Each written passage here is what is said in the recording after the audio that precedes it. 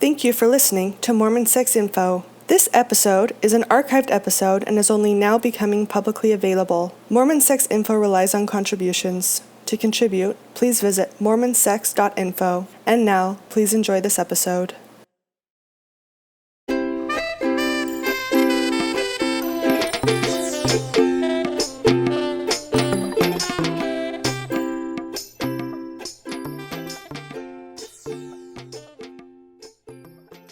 That first night was kind of rough. And right away you're being challenged to think about your own situation and putting it into perspective as far as how it's affecting your life compared to this other member who is talking about some very serious implications to their lives as far as how whatever behavior they're involved in is affecting them. Right. Yeah. And other people's issues seem to be life-altering, life-changing. And mine was spending 5 minutes every 3 weeks looking at porn and masturbating. So on the grand scale of things, I was spending a lot less time with this, so-called addiction, and yet was being treated as an addict. Again, there's no assessment. There's no ability to even see if this is a good fit for you. Right. Okay. All right. So then where do you go from there? So from there, I went, trying to remember how many weeks I went before I started taking the person that I home taught. I think I went 3 or 4 weeks more, and it was just kind of the same old thing. We'd sit there, we'd pray, we'd go through the manual, we'd read a couple scriptures, we'd do the busy work at the end of the different chapters or the different steps. And then we'd kind of talk in generalities, and then we'd leave, and we'd promise to pray and to read the scriptures. So after about 3-4 weeks of this, I started thinking that this isn't really helping me all that much. At the same time, though, it's not like I had daily data points to really score myself on whether or not this was helpful, because I wasn't an addict. I went the entire time I was in that part of that program, I masturbated like twice. So I didn't know if it was working or not. And while I was tempted to go, one Sunday I went in and was reporting on a family that I home taught. And the bishop said, "Hey, can you please take this person to recovery program with you?" And I was like, "Oh no." But I wanted to be able to go back to the temple, so of course I acquiesced. And so I started taking this person. And that's kind of where it all changed for me, because I knew that this family, there were some anger issues and some abuse issues in the family, and maybe some prescription drug addiction. But, here I am. I'm a young kid. I know very little about real life. And I was kind of the senior companion in that companionship. I was with a kind of a less active person. So it was, I felt like it was all on my shoulders to fix their problems. So I started taking this person to the Addiction Recovery Program, and I watched them talk about their issues, and I knew exactly what they were talking about and which of the children they were talking about and their spouse and all this. And I just couldn't take it anymore. So after about 3 or 4 weeks of this, and still having issues with the program, and step 6 in particular, I talked to the bishop and said, "Hey, I can't home teach them anymore. I'm getting too involved. I'm not a therapist. I can't help them, and they need serious help." And I was relieved of that. And the second I was relieved of that, I quit going to the program. So a few things that are, I guess, questions. One is, why did you know what this family was dealing with? So I guess that's confidentiality concerns for me to begin with. And then secondly, you're saying that as a way to help a family with, so it sounds like some pretty severe issues with possibly domestic violence, abuse, and substance dependence, chemical dependence, which is very serious, the answer was the 12-step program of the church. Yes. That was the resource that family was offered. Yeah, and this was a family that what's the best way to say this? Had received a good amount of service and donations and whatnot from the ward and from their friends. I mean, I hate to pit these people as bad people and as takers, and that's really not what they were. But that sounds like they were really struggling. I mean, they were like at a whole other level of needing social help and therapeutic help, and absolutely. I still think about them here and there. I wouldn't wish their situation on anyone. But yeah, and the reason I knew is because one of their children had talked to me as the home teacher. I see. And told me a couple things, and some of the friends of this family had said, "Hey, do you know what they're doing?" And yeah, of course, ward gossip got around, and this was a family that was discussed every Sunday in executive meeting, and I was elders quorum secretary at this time, and so I got an earful of it there too. Do you believe that these were things that should have been reported to authorities? Most likely, yeah. And the ward did not do that. Nope. I hope as people are listening that they're picking up on some of the questions that I would have as a mental health professional, and that I'm not going to necessarily have to point out things that later that should steer people in different ways of how certain situations are being handled, right? Just with the questions I'm asking. Mm-hmm. Okay. That's a whole nother podcast, by the way. And highly problematic and highly common in our church, that authorities are not involved when needed. Yeah. And tragic for kids who are asking for help. Yeah, absolutely. And I don't know what happened to that family. I guess I could search through Facebook and find out, but it would also kind of hurt too much to know that I was involved and didn't do anything. So my specific, the thing that got me most about the program, that irks me the most, and the thing that I want changed more than anything is step 6, which is change of heart. There are a couple quotes in that section that have no place in this type of program. In step 6, one of the quotes from the manual, it says, because the manual is written in first person, like we did this and then we did this, and one of the quotations is, "Some of us were already free from our addictions by step 6." And coupled with that quote is,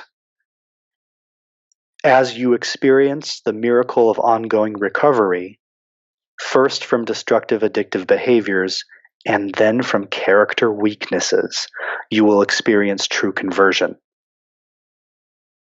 That's going well beyond the scope of what this program is, to then promise people that their character weaknesses are going to be fixed. That's nonsense. And then, to make matters worse, or to assume that there are character weaknesses to begin with. I mean, in a sense, right? Basically, if you're reading that and you have low self-esteem, you're going to read into a lot of that. Mm-hmm. Yeah, and also there's a quote from Marion G. Romney that says, "In one who is really wholly converted, desire for things contrary to the gospel of Jesus Christ has actually died, and substituted therefore is a love of God with a fixed and controlling determination to keep his commandments. In other words, you are here because you were not fully converted." Which, that killed me, because I was fully in it to win it. I was fully converted, and I didn't need another thing telling me I wasn't good enough. And this program, it hammers over and over again that you cannot do this without God's help. You can try it. If you try it by yourself, you're prideful. It's almost as if you know about this program and you don't use it, you are prideful and you are never going to get healed. And so that just killed me. I read that and thought, I can't keep doing this. I recognize that it was feeding a shame cycle for me. And so yeah, that's what did it for me. And I was done. Oh, what I haven't talked about yet, and something I've talked to you a little bit about before, was the anguish and stress and shame got so bad that I was ready to castrate myself. And I was looking for ways to do it. I was looking in shady places for certain pills or even doctors that would do this for you in other countries. And I was expending much more time than I was feeding my quote unquote addiction in researching ways to disfigure my body.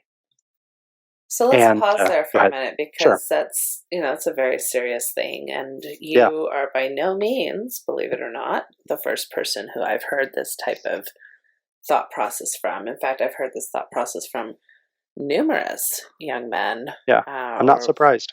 Yeah, men later on who tell me about these types of thoughts that they had. So can you walk us back to when this was happening for you and what stage you were having these types of ideas? I was having these types of ideas in the last part of 2012. I realized that this program was just going to make things mentally worse for me. And I was just done.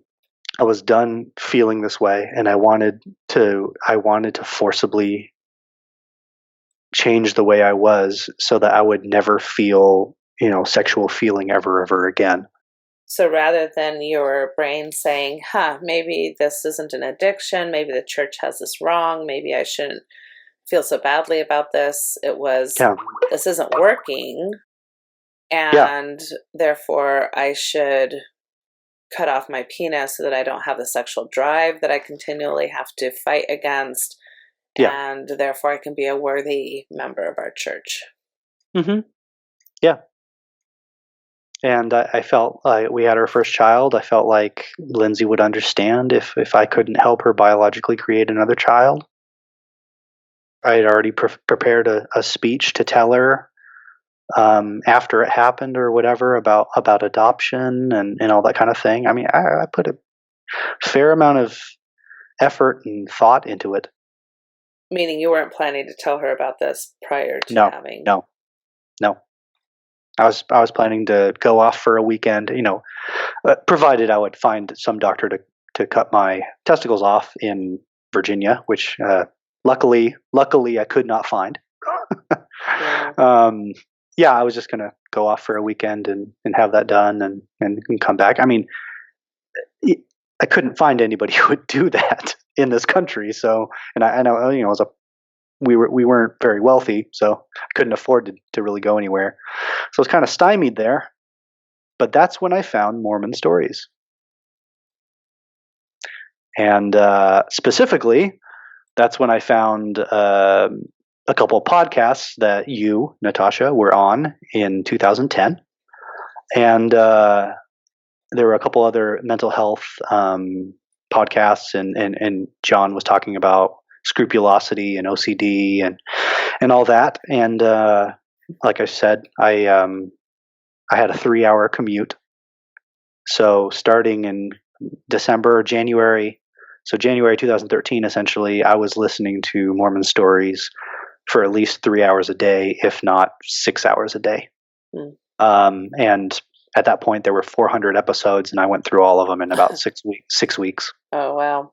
And then I listened to all Mormon Matters and A Thoughtful Faith. And all of that helped immensely. And from 1 month to the next, I realized that I'm not alone. I have another problem to deal with, which is a faith crisis. And I'm not a bad person. And when I could look at myself in the mirror and say, Ryan, you're not a bad person, you really shouldn't cut off your testicles. That's when things changed for me. And And yeah, that was January 2013. Huh. So, well, I get my first question is how did it help? How did it help to have these different perspectives to listen to? What started happening as far as the way you were thinking about things?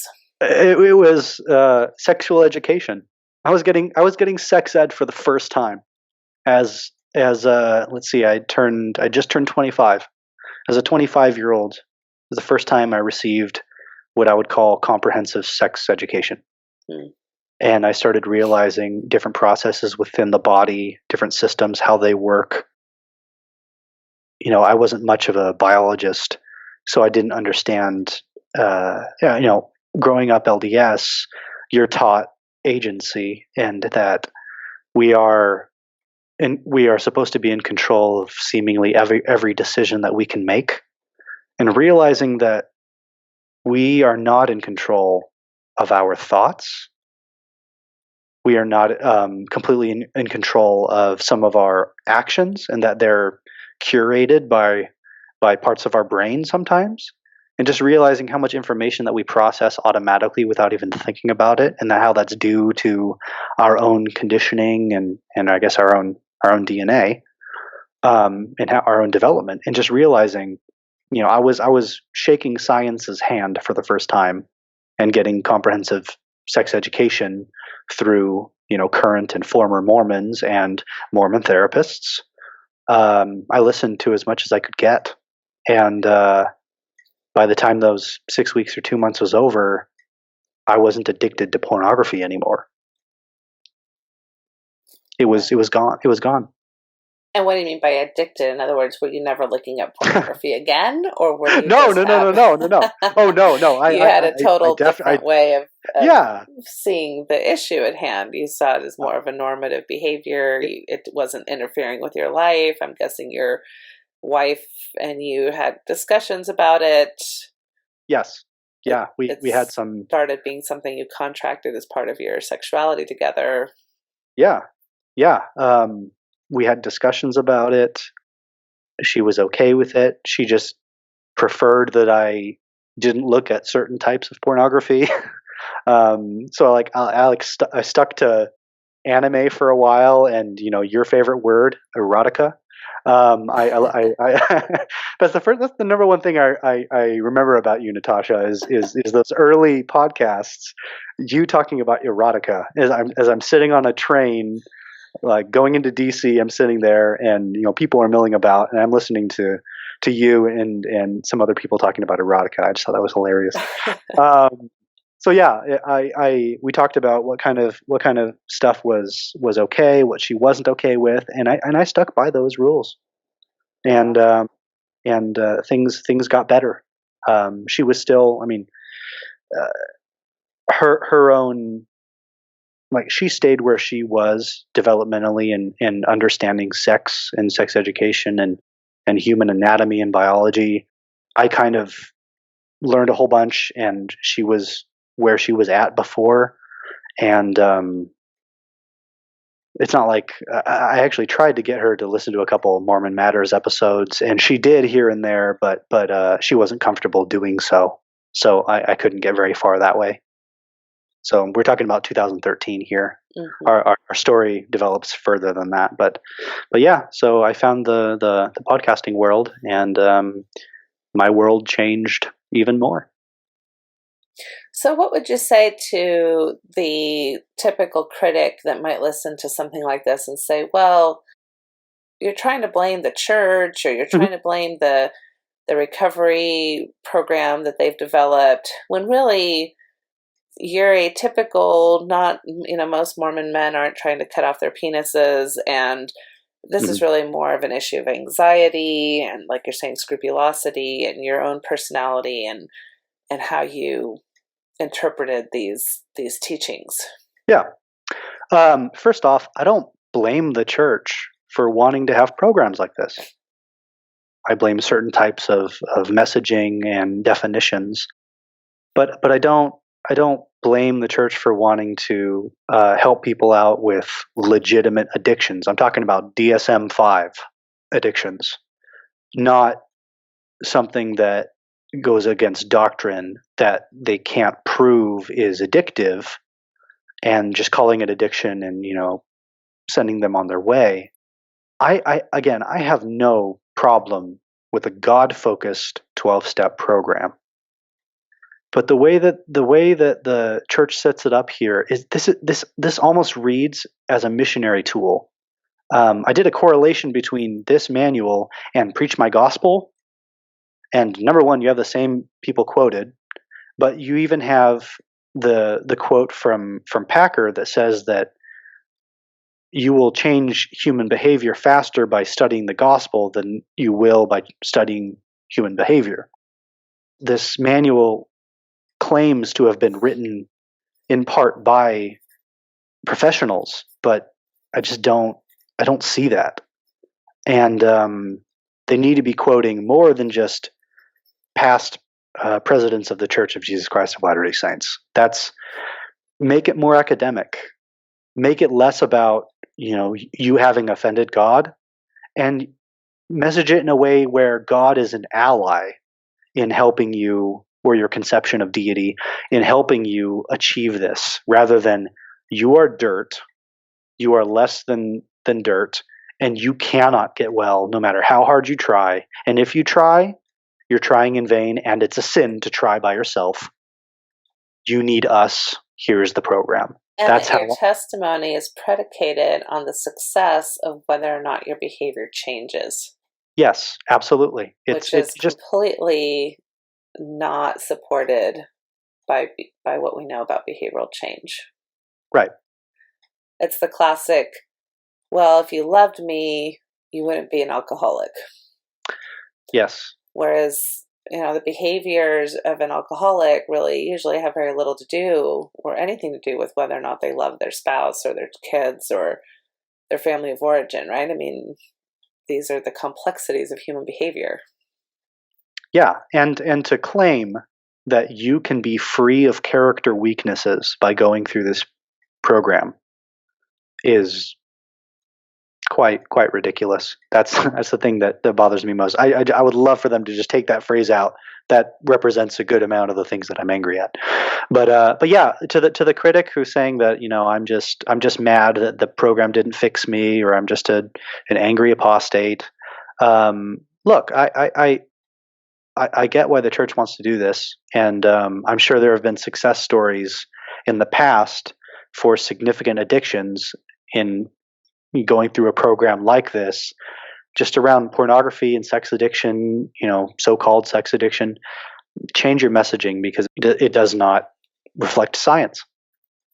Well, and I know you know how I feel about this, but I want to make sure that the audience, who maybe this is the first time they've listened to me talk, is understanding that my position, as well as the position of the main bodies of sexuality in the nation today, is that there is no sex addiction. That addiction is not the correct terminology for problems that have to do with sexuality. And the issue that we come across, which I think you're referring to, is that we have high expectations as a religious culture. As Mormons, we have high expectations, especially around sexuality. We're really the only place to have righteous sex is within the context of a marriage, regardless of what age you are, whether you're divorced or widowed or any of those things. And so that's a religious expectation and a religious value. And anybody has the right to have that religious expectation or value if they agree with it. If you do not comply with that religious value, even if it is a value that you have, does not make it an addiction. And unfortunately, that's what we're seeing as far as the statistics around this issue, is that people who self-identify as sex and pornography addicts, more than in any other population, also identify as religiously conservative. So some type of Christian, Mormon. I mean, there's lots of conservative religions that have these types of sexual values. And so now they see themselves as addicts. And that's not even the correct terminology, because we know that the brain functions, even though the media and lots of different things out there will tell you that pornography and sexual behavior will change your brain. There really is no peer-reviewed, Mm-hmm. held up evidence-based research to support that claim. And so, yes, there can be people who really struggle with sexual behavior. I'm not trying to minimize that. Even if sexual behavior isn't problematic in the sense that it's causing huge conflict in your work or your balance of your life, it can still cause great conflict in a marriage, where people, like you're saying, don't know how to talk about these issues or have certain expectations of each other. And when those aren't met, there can be great betrayal. So I'm not trying to minimize the fact that by saying there's no addiction, that doesn't mean that there aren't any problems or that there isn't any pain, legitimate pain associated with these issues, but it is not the correct treatment approach. And for the church to be mainly, I think, for the most part, using these 12-step programs for some type of sexual misbehavior that doesn't comply with the expectation of the church, I think is a great travesty in how people self-identify and have a relationship with their own sexuality. So that's my little soapbox to, I guess, support your story and what you're saying. Yeah, and to follow that, I also do not want to minimize anybody's pain. If anyone has, found out a spouse was going behind their back and looking at pornography, and that's in our society, in the way that we conceive relationships and understand the conception or relationships in general, I get that that's very painful. And to see the tears that Lindsay cried when I told her the couple different times that I had been looking at pornography, I wish I could take those tears away. But I think that there is a way, and that's healthy viewing of pornography. And I just feel bad that so many marriages are still ending because of pornography and because we do not talk about it. And we have very rigid expectations that we expect everybody to comply to. And we do place meaning like, well, if you can't stop this behavior, then that must mean that you don't love me, or that you're not dedicated enough to the gospel, right, or that you're not right, a worthy priesthood holder, or multiply this by 3 if it's the woman who's having the problem, because that's even worse in our culture, because we don't even expect women to have a problem like this. Right. Okay, so and the other point I want to just point out too, and why I do believe that anxiety did play a role here for you. There is a difference between members of the church who listen to these messages and roll their eyes and kind of say, whatever, I'm not going to care that much about this. It's not a big deal, that I'm doing this. And there are many, many members of our church who live their lives perfectly well and are very active and are masturbating or looking at erotic materials and don't see that as a problem with their church attendance, because they have a different personality, they maybe don't have anxiety traits, etc. However, that's not super typical in our culture. And there were several times that you reached out and said kind of some, what I would say, kooky things. Like, I might not be able to ever be a good spouse because I have had an experience looking at adult material. Or what was the other one? Oh yeah, there might be something wrong with my son who is in the womb because I somehow messed up. And the people around you who, I don't think scrupulosity is that common of a diagnosis, did not counter you. Did not say, what the heck are you talking about? That's not doctrinal, or that's not what our church is about. Or the only person I hear in the entire experience was this BYU counselor that you had, who was somewhat of a normalizing factor, and maybe even your parents, who didn't completely freak out. They still punished you and didn't necessarily offer sexual education, but they didn't, like you're saying, go to the extreme and drag you into the bishop's office and force you to go through some type of formal repentance process, which I know a lot of parents do respond in that way because they're so afraid and anxious for their kids, right? So, so I guess what I'm trying to point out is that we cannot completely remove the culture or the culpability of our rigidity and extremity when it comes to these issues as our LDS culture, because people buy into it, whether they have anxiety disorders or not. And when you have an anxiety disorder or a traits of anxiety, you're going to be having that much more of a difficult time with these types of messages that really do not allow for the types of things that we treat anxiety disorders with, which is flexibility and reframing and giving different meaning. Right? Cognitive behavioral work is a lot about expanding possibilities rather than limiting them, which is, I think, why you had the reaction with step 6. Right. And I just want to also, just for the record, say that it's not just men that I've known to have thought about castrating themselves. This is actually an issue that leaves people maimed, and that actually, emergency rooms see this type of issue come through their door. So this is something that people actually follow through with, either successfully or unsuccessfully, as far as completing their goal, but that are still keeping people maimed. So this is not lighthearted topic. This is really serious. And just as afraid as we are for our adolescents and our young adults to be quote unquote sex addicts, I think that we also need to start having a healthy amount of fear of the effects we have of fear-based, shame-based sexual education on the ongoing lives of many of our members, even if it's not to the point of self-abuse and maiming, even similarly to what your wife experienced, with not being prepared for the embracing of her sexuality as a woman and being able to go forth in a way that really helped her embrace that aspect of herself, just from these types of rigid sexual fear-based messages that we tend to have very much out of balance with the sex positivity we find in our gospel teachings. Right. Okay. Anything else that you want to share as far as your particular story or experience that I'm not letting you because I'm talking too much? No, you're good. One thing that I failed to mention at the beginning when I was giving my little intro, mostly because I was really nervous.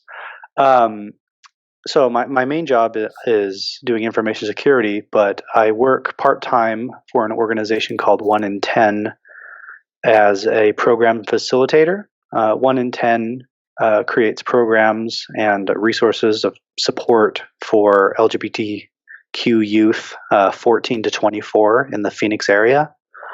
And I run a group in Queen Creek, Arizona that usually takes in youth from Gilbert and Queen Creek and parts of North Mesa. But as a program facilitator there, I now often talk about healthy sexuality and work with therapists who are referring their youth to me, who are looking for camaraderie, friends around their ages. And I now work with a population that's very, very sexualized, and who I find to kind of take all of that identity that people give them and just live their lives anyway. And I talk to youth. I know a couple of youth who are asexual, and they say, people think that because I'm on the spectrum, I'm going to react in a certain way, or I'm going to be having sex with everyone, and it's really empowering to not be that. And then anyway, that's just a small little vignette. I'm not entirely sure why I shared it, but I'm around sexuality a lot now and those themes, and I'm just grateful that I, even at age 25, got that messaging, and I'm now able to point people to resources who are as young as 10, 11, 12 years old to talk about healthy sexuality for everyone. And that has been incredibly restorative for me to realize that I can be part of the solution for a certain group of people. And I do get people from LDS homes many who have support from their families to be there, some who have been kicked out, and I love it. I love doing that work because I can help them avoid some of the pitfalls that I can see some of them mentally walking into. And so yeah, that's kind of what I dedicate myself to now, other than moderating Mormon groups and whatnot. So yeah, that's the last thing I'll say. Oh, that's great. I'm really glad. That sounds like you've been able to kind of focus some of your own passions and your own suffering, I guess, into a passion for helping others avoid some of the sadness and meaning ruts that you fell into, Mm-hmm. given your experiences. Okay, so just to close this interview out, I'd like to just kind of review a few themes that I found throughout, just to be helpful in regards to how do we make sense of your story? What do we learn from your story? What can we take away from your story? And how can either parents or individuals or ecclesiastical leaders use this type of interview and information to better the services that they're providing either in their wards and stakes, or the type of education they can provide in their own families, etc. So the first thing I noticed is you said that you were radically self-honest.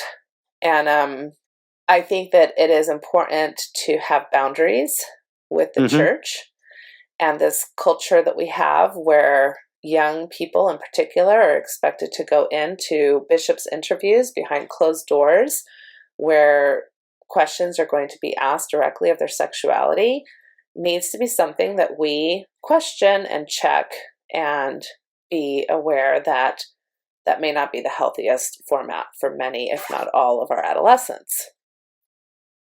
And that our children, if you are going to allow for them to go into that type of a setting, should know that the direction that really leaders have been told is to stick to the temple recommend questions only. And I've heard that direction being given in many leadership trainings. And that's been corroborated by a lot of leaders I've spoken with. Mm-hmm. And the question is, do you follow, the law of chastity, something along those lines? I probably have a word off here or there, but in general, that's the question. That leaders should not necessarily be asking specifically about pornography usage or masturbation. I think a lot of times people bring that up on their own. So it's not that the leader has necessarily asked an inappropriate question, but because kids feel guilty about this type of behavior, they'll bring it up. And so then, of course, the leader feels like they've got to ask more or, understand more what the issue is. So I think, especially as parents, it can be very helpful to teach our adolescents at a certain level of boundaries and privacy is perfectly fine and does not make you unworthy. And that if leaders are asking more detailed questions, that's actually inappropriate, and then they have a right to their boundaries. They have the right to say, I'm not comfortable answering that, or I don't know how to answer that, or I've got to go to the bathroom, whatever you want to say to, in essence, not put yourself in a position where you're self-incriminating. And to understand that lots of different Mormons do this in many different ways. So I think the kids who suffer the most, unfortunately, are the ones who are the most honest, which is really tragic. Yeah, I think I call it promiscuous disclosure. I definitely have a touch of that. But I want to interject a little bit. I know in the Phoenix area that there are a number of bishops that they ask every youth this question. They don't ask if. They ask, when was the last time you masturbated? That's what they lead with in that part of the interview. So that needs to change. Yeah, that's an inappropriate question. Yep. And parents, you should know that you have a right to not have your kids be asked that question. And I think that we also need to be training our bishops, for those of you who may be stake leaders or higher, we need to be training our bishops not to be harmful in this way, because it really isn't appropriate. And I really would hate for the reason for this to change is that the church just gets too many lawsuits they're going to have to deal with, because this really is a form of inappropriate sexual relationship between an adult and a minor. And I would hate for a bishop to be in that position, and I would hate for the minor to be in that position. So I'm hopeful that we can change this prior to it being a legal mandate. Oh yeah, same here. All right, the next thing I wanted to talk about is, again, assumptions and meanings. So this, I think, is what you talked about when sexual education was so enlightening to you, that our brains tend to want to make meaning and tend to want to make correlations because we're trying to organize data. So if I masturbate, that must mean I'm unworthy. Or if I look at erotic material, that must mean I must not want to serve God, right? Or if I do this, then this. And so we're very equational, and we tend to be black and white, and we tend to come up with correlations that, again, are often not doctrinal and are definitely not part of social science for sure. As far as we understand in social science, that thoughts can be very all over the place. You can make all kinds of correlations that aren't really based in evidence, or especially if you have some type of anxiety disorder, we tend to catastrophize or make meaning where there shouldn't be meaning. So that's really important.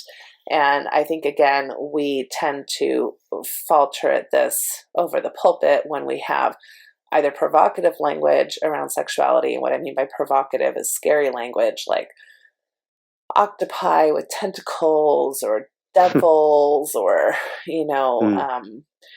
even the term self-abuse. I mean, those are very provocative terms that evoke imagery that is very scary. And we do know that shame and fear do not help people curtail sexual behavior. In fact, it tends to enhance it because now you have an anxious person who needs to self-soothe.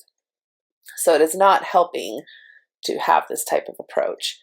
And it's not helpful if you're the one having these types of meanings to believe them hook, line, and sinker and lead your life in this particular way, which, for you got you to the point that you were ready to hurt yourself in a very significant way. Mm-hmm. Third thing I want to just point out is that libido differences are very typical, especially in new marriages, especially in marriages where there is childbearing going on, which tends to be a long time, 10 to 15 years for many people, right? Is that time of life. And so it is not atypical to have a partner maybe turn to masturbation or explicit material because, again, they don't have the tools to negotiate or talk about how they're going to manage different libido styles. And for many people, masturbation and erotic materials can be a part of managing that. And if they do that in a way that they're both on board with, it can be quite edifying and helpful.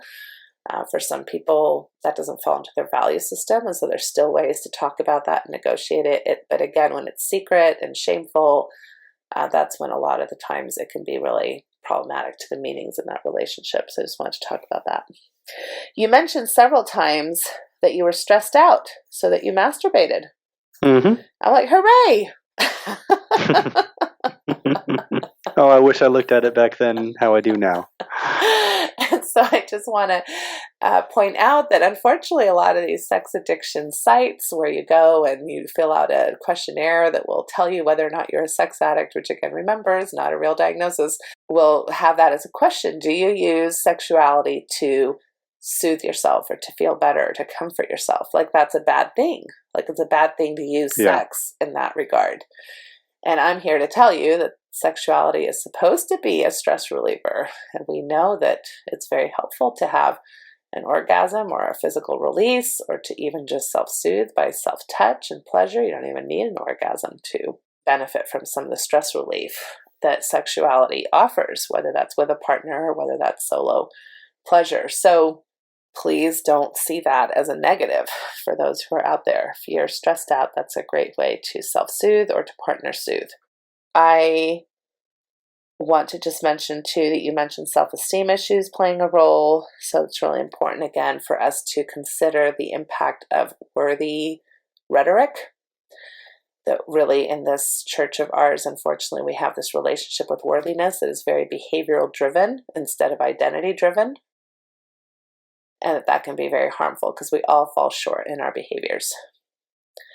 But that does not really change our worthy stature of being, divine beings and daughters and sons of God, like we talk about. But for some reason, we really have moved into this shaming rhetoric of, I'm not worthy. And this is what disciplinary councils do. And It's all this kind of ritualistic and also psychological ways that we see ourselves as less than because certain behavior that we haven't quite mastered or that we want to change. And I think that's unfortunate. Even when things are very serious, like abuse or chemical dependence, and behavioral change is really quite necessary for the livelihood of everybody involved, I still don't think it should be addressed from a worthiness perspective, which is very shaming. Shame is not super motivating. And then the last thing I will say is, again, if anybody has any issues with behavior, it's blamed on sin, and that kind of goes back to what I was just talking about. Okay, so those are my thoughts. Anything that you would add, Ryan, as far as closing thoughts or? No, this has been great. Okay. I appreciate your time. We went over a little bit longer than I had anticipated, so I appreciate your time. And I just, again, want to just share with you my thankfulness for you coming on and talking about something that's so personal and in such a clear and concise way. Of course. You're welcome.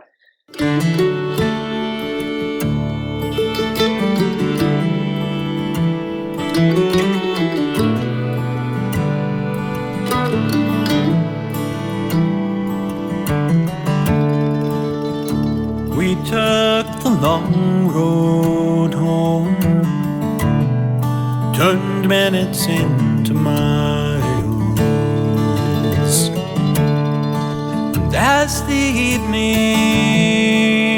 traveled on, the sunset bathed your smile. We stopped beneath the desert stars, wrapped in each other's arms. Was as simple as I love you, an ordinary, extraordinary truth.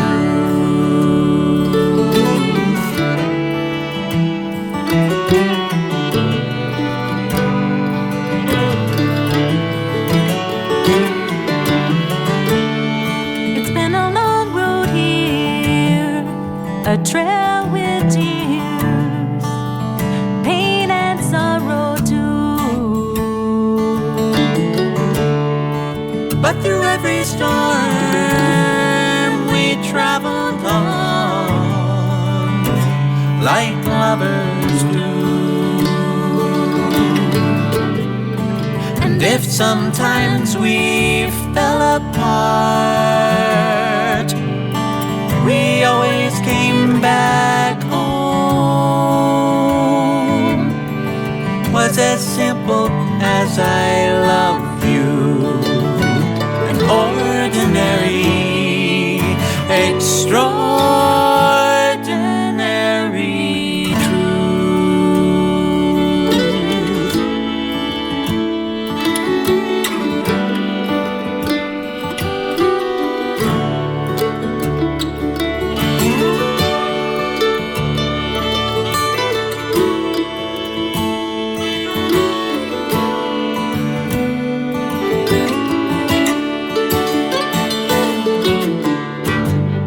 Some people say love is blind and forever is too long. But I see your eyes in every sunrise. Can't imagine life alone.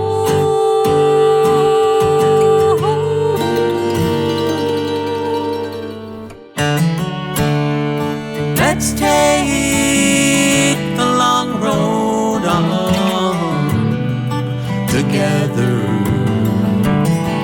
until we're gone.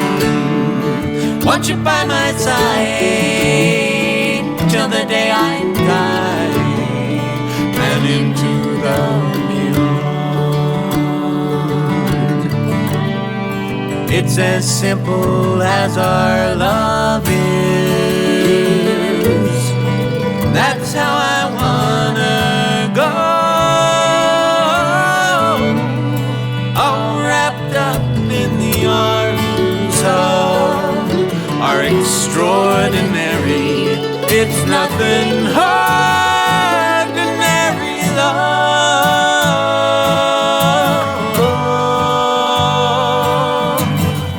Ordinary. Ordinary. No, it's extraordinary.